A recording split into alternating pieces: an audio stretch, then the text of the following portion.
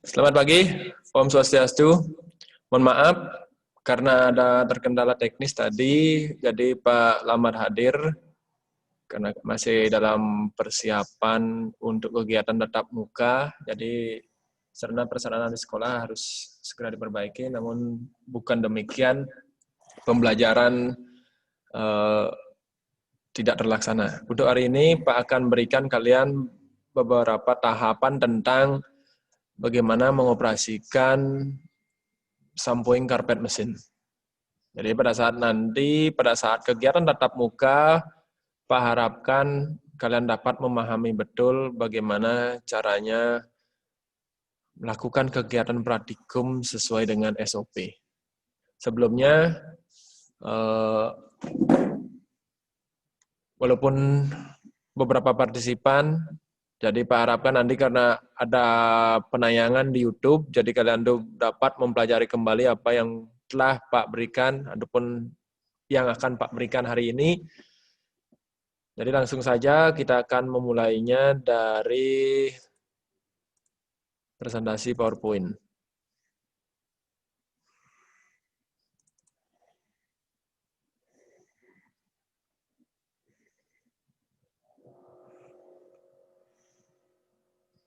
Oke, sebelum kalian melakukan kegiatan praktikum ataupun perbaikan langkah-langkah, yang perlu kalian pahami adalah di mana pada saat persiapan ataupun nanti sebelum kalian melakukan proses pekerjaan, perlu kalian pahami kembali yang harus dilakukan yang pertama itu adalah proses pengidentifikasian.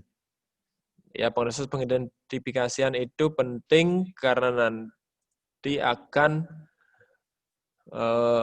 berkaitan dengan proses selanjutnya, yaitu proses persiapan atau preparing.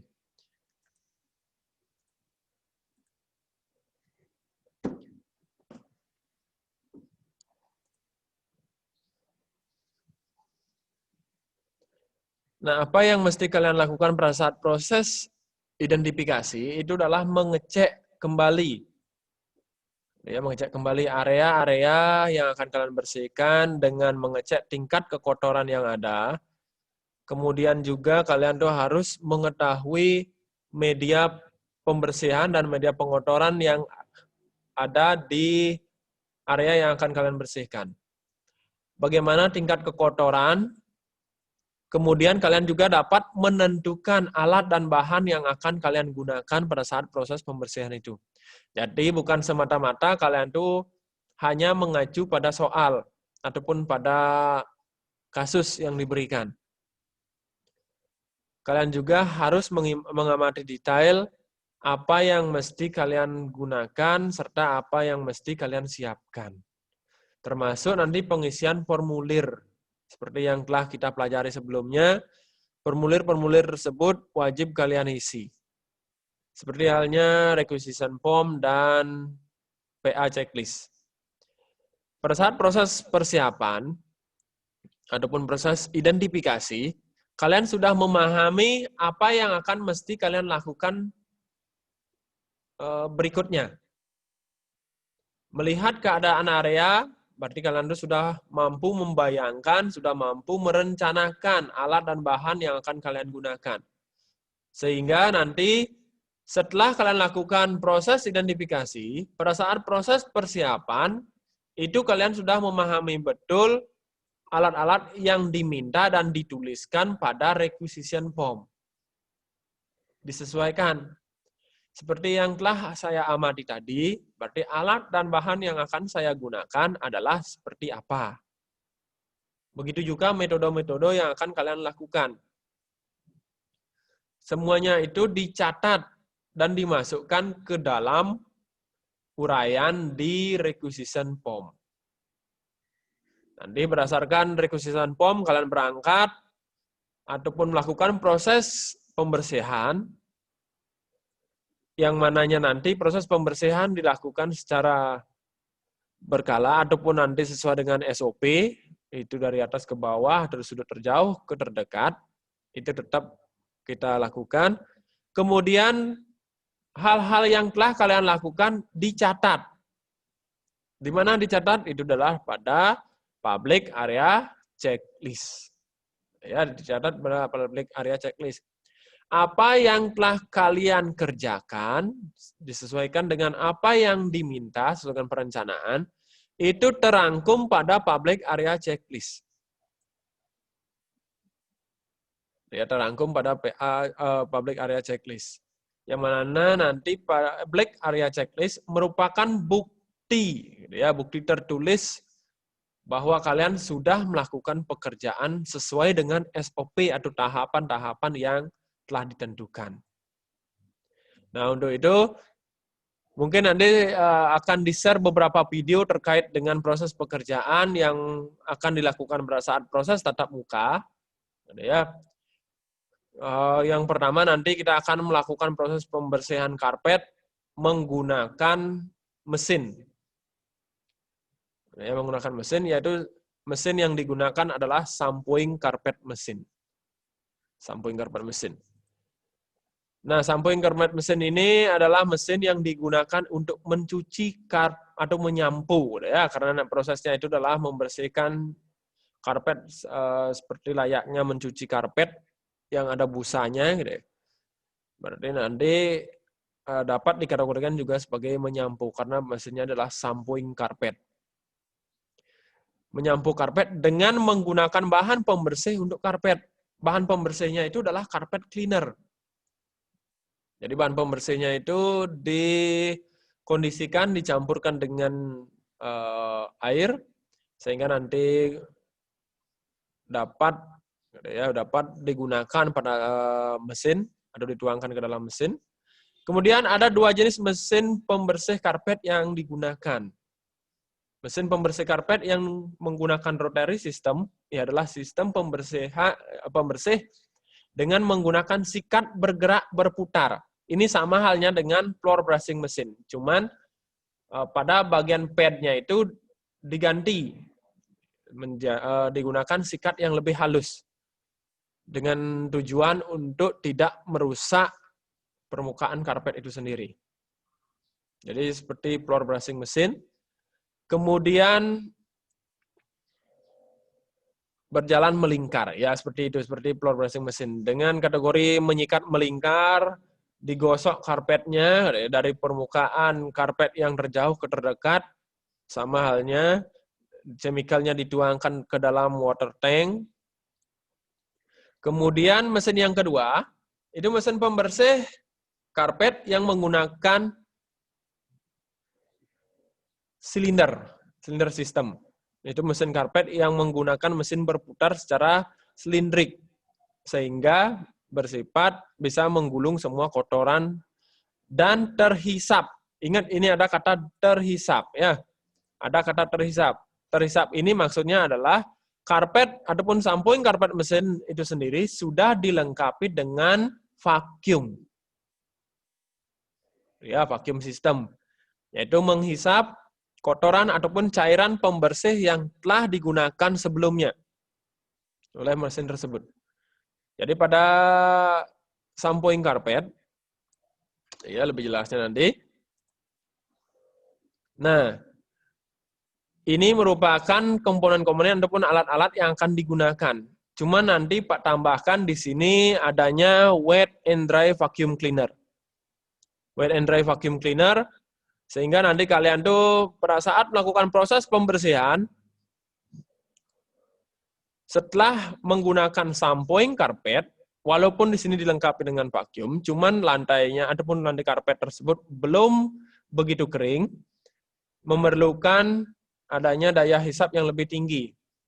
Untuk itu, Pak terapkan kembali wet vacuum cleaner untuk menyedot cairan yang ada di permukaan karpet.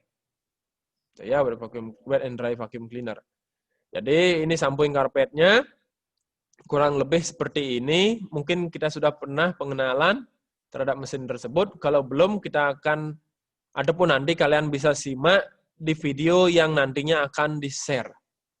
Ya, sudah Pak jelaskan komponen-komponen dari shampooing karpet mesin itu sendiri. Misalkan ada water tank atau tangki penampung limbah, ya, tangki penampung limbah. Kemudian ada chemical tank, itu adalah cairan penampung, tangki penampung cairan pembersih.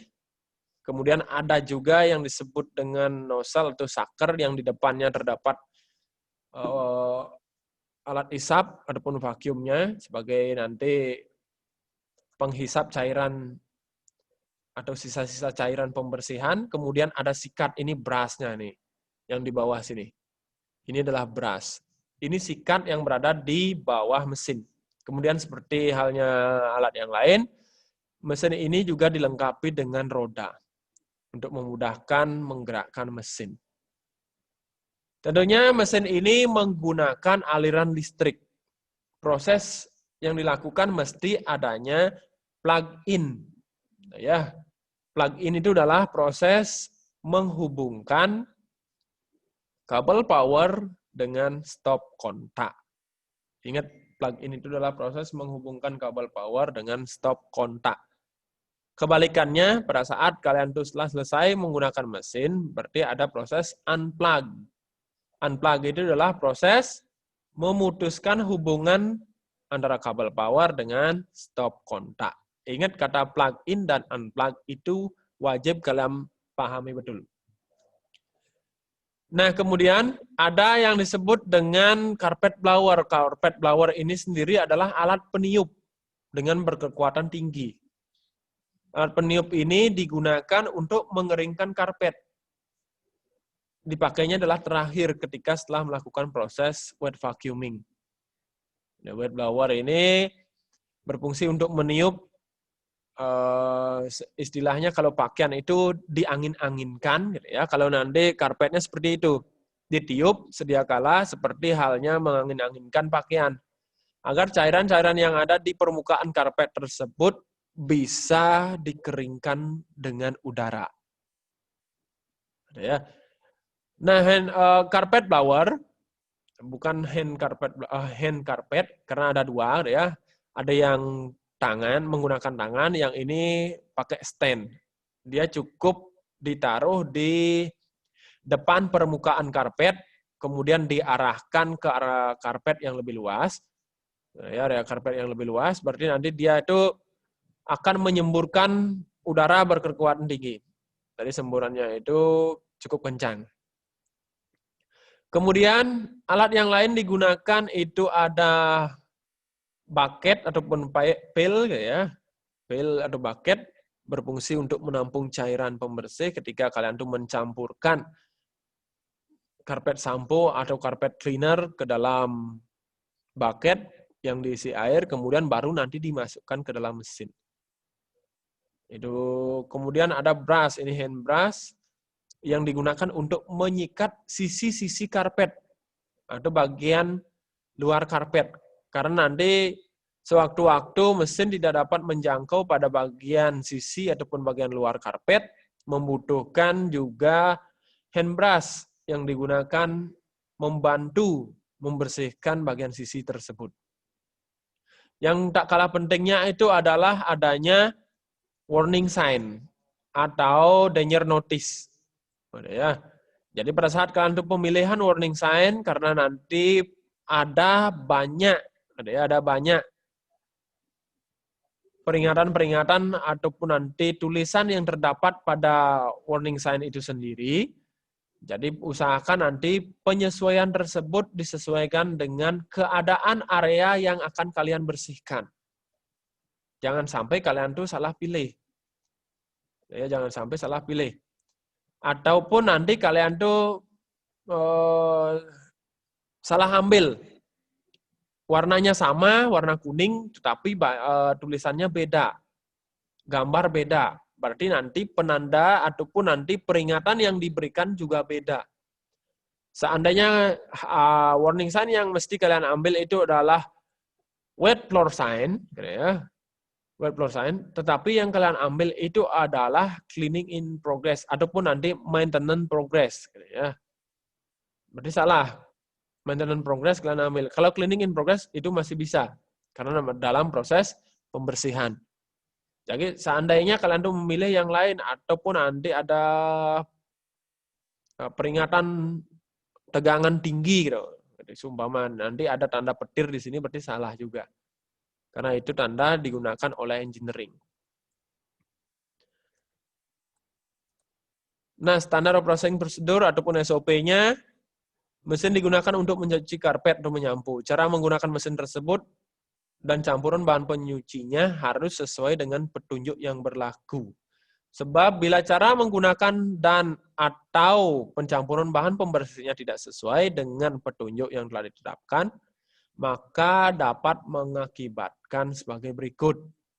Oke, perlu kalian pahami aturan-aturan yang diterapkan ataupun SOP yang harus diterapkan. Yang pertama, kalian tuh harus memperhatikan campuran dari carpet cleaner. Jadi, campuran carpet cleaner. Atau yang pertama itulah karpet tidak bersih atau kurang bersih. Mesin berjalan terlalu cepat atau berjalan di tempat basah. Nah, karpet tersebut sebelum dibersihkan, hendaknya dilakukan proses vacuuming ataupun nanti proses menyapu terlebih dahulu. Sehingga kotoran-kotoran seperti plastik gitu, ataupun nanti hal-hal kotoran yang lain yang bersifat lebih besar, itu tidak mengganggu dari proses penyikatan sendiri. Jangan sampai nanti ada benang di lantai karpet yang mengakibatkan kusutnya sikat. Ya, sikat karena sikat dalam mesin sehingga nanti disebabkan oleh benang ataupun dikusutkan oleh benang, berarti nanti mesinnya itu akan macet, tidak bekerja secara optimal. Udah itu, karpet harus dibersihkan terlebih dahulu, minimal disapu. Ya. Kemudian karpet akan cepat rusak atau lapuk dengan kategori kalian tuh menggunakan bahan pembersih yang tidak sesuai. Ataupun campuran bahan terlalu keras. Kalian menambahkan bahan pembersih yang lain. Seumpama ada bleach atau pemutih. Contohnya by clean. Gitu. Maksudnya kalian tuh menghilangkan noda pada karpet. Ataupun pakai hal yang lain, doni umpama mereknya. Jadi kalian tuh akan hal yang kalian lakukan tersebut dapat mengakibatkan karpet tersebut lapuk atau rusak. Besok lusa karpet tersebut kayak handuk yang sering dijemur, ya, kusut dia ataupun kekeh, ya. Kemudian karpet tersebut bulu-bulunya lepas, mengakibatkan pada bagian karpet tertentu itu gundul. Sehingga permukaan lantai karpet tersebut ya tidak elok dilihat. Misalkan nanti kalian tuh melakukan proses pembersihan di lantai karpet yang berkualitas tinggi atau permadani seumpama. Jadi hal ini sangat penting dilakukan dengan penerapan ataupun nanti pola pemikiran menggunakan pencampuran yang tepat. Jadi jangan asal campur, ya. Jangan asal campur. Berarti kalian tuh nanti kalau asal campur, hasil yang diinginkan juga tidak akan maksimal. Jadi hati-hati pada saat proses pencampuran. Jangan sampai bahan pembersih yang belum kalian ketahui hanya dapat menghasilkan busa, kalian campurkan. Yang penting misi didih, bukan. Gitu ya. Ataupun nanti sampo biasa kalian pakai. Gitu. Jangan juga, karena nanti ada cairan khusus untuk pembersihan karpet. Nah, kerusakan pada mesin. Artinya kurang perawatan. Hal yang pertama kalian lakukan sebelum mengoperasikan mesin itu adalah proses pengecekan. Mesinnya itu dicek kesehatannya dulu. Dalam artian tidak ada kabel terkelupas. Ataupun nanti tidak ada roda yang lepas. Ataupun komponen-komponen yang tidak dapat difungsikan. Terlebih dahulu kalian cek. Dalam pengecekan itu kalian dapat juga menerapkan proses dusting. Dalam proses dusting sambil ngecek, sambil mengelap-ngelap gitu ya.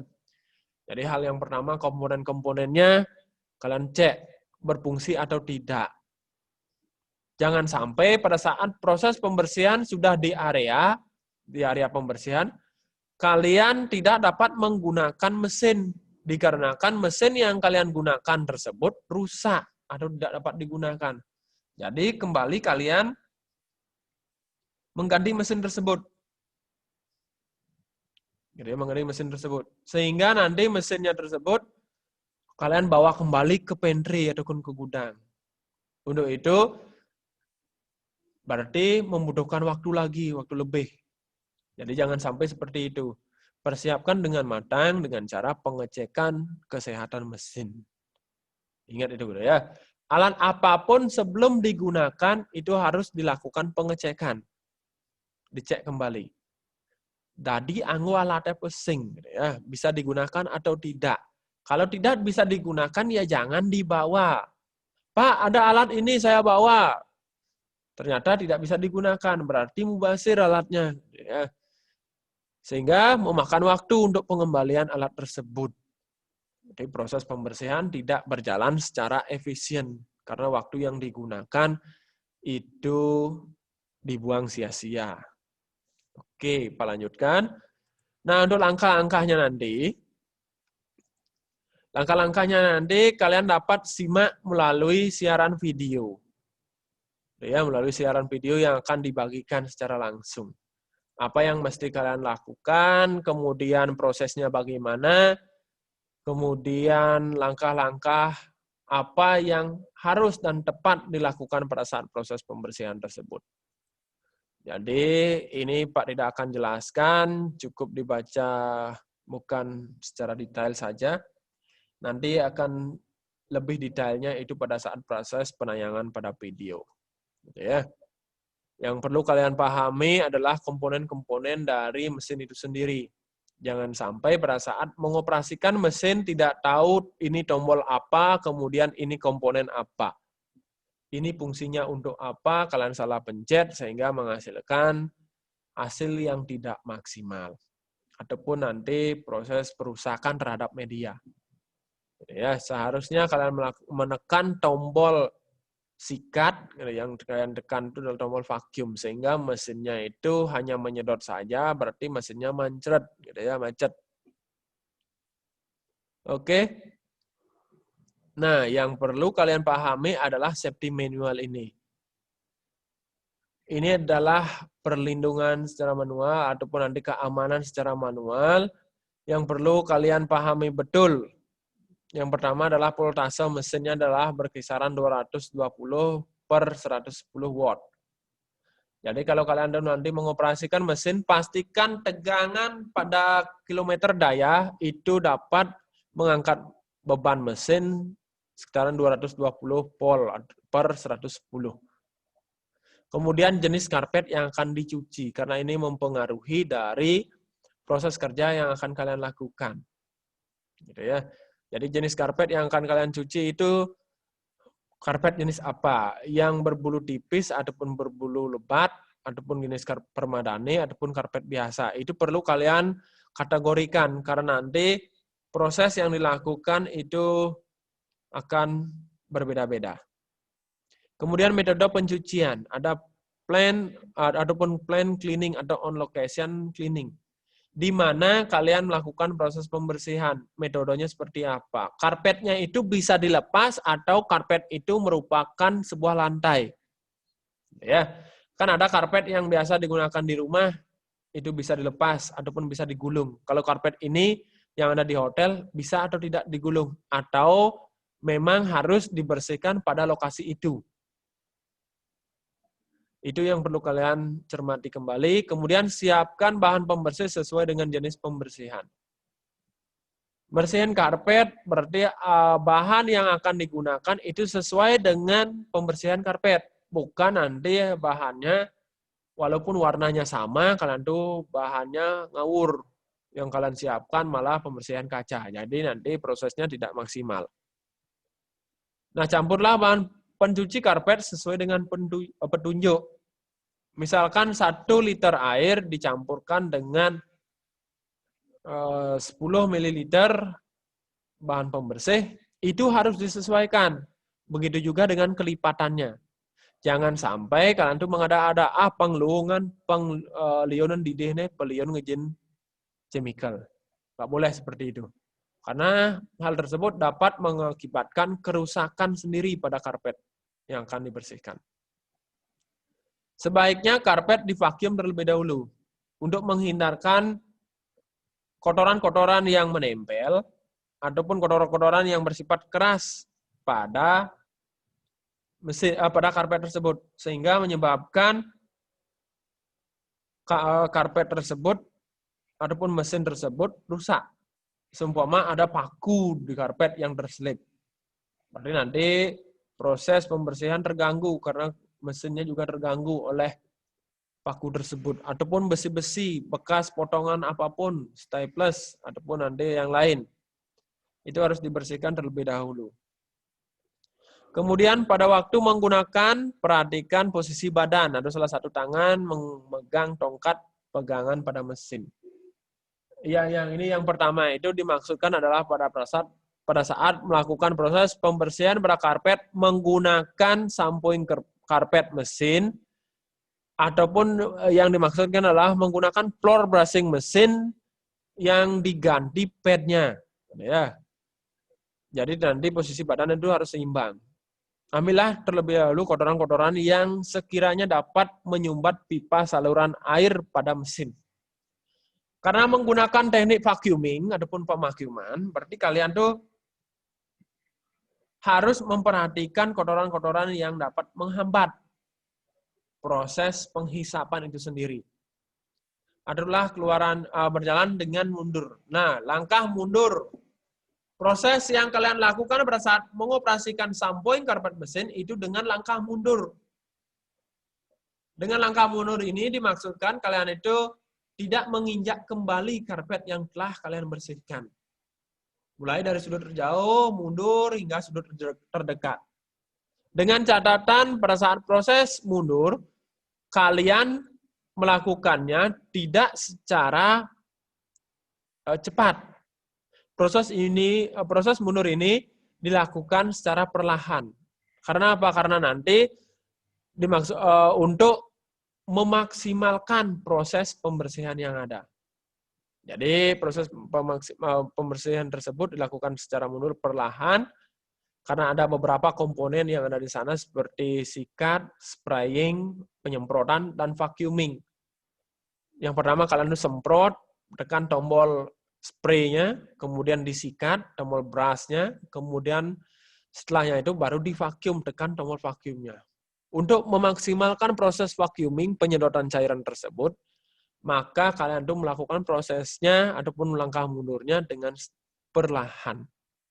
Tidak boleh istilahnya cepat-cepatan, pengengalan peragat, tidak boleh seperti itu. Karena hasil yang ditentukan pertama. Ya, kesesuaian hasil. Sudah kira-kira seperti itu. Kemudian yang terakhir adalah keluaran cairan bahan pembersih sehingga sesuai dengan tingkat kekotoran karpet. Iya, cairan tersebut jangan sampai terlalu banyak sehingga karpetnya tergenang air. Ngampat ngejin ya pengaluhan, pengengalan, cara pakaian sehingga bahan pembersih yang bekerja. Bukan seperti itu. Berarti nanti proses pembersihan ataupun pengeringannya juga susah. Jangan sampai terlalu banyak cairan yang keluar. Karena nanti terakhir karpet itu harus hasilnya kering. Ya. Jangan sampai kalian tuh nanti ya memberikan ataupun nanti mengeluarkan cairan terlalu banyak. Kira-kira seperti itu yang dapat Pak paparkan hari ini. Untuk lebih jelasnya akan di-share beberapa video kegiatan dalam hal pembersihan karpet menggunakan shampooing karpet mesin. Kira-kira ada pertanyaan dulu sebelum Pak akhiri. Oke, kalau tidak ada, mohon maaf atas keterlambatannya. Tanpa mengurangi materi yang akan Pak paparkan, nanti materi juga dapat disimak di penayangan YouTube. Akhir kata, Pak sampaikan terima kasih dan Rahajang Nyangre Galungan lan Kuningan. Oke, selamat siang. Terima kasih.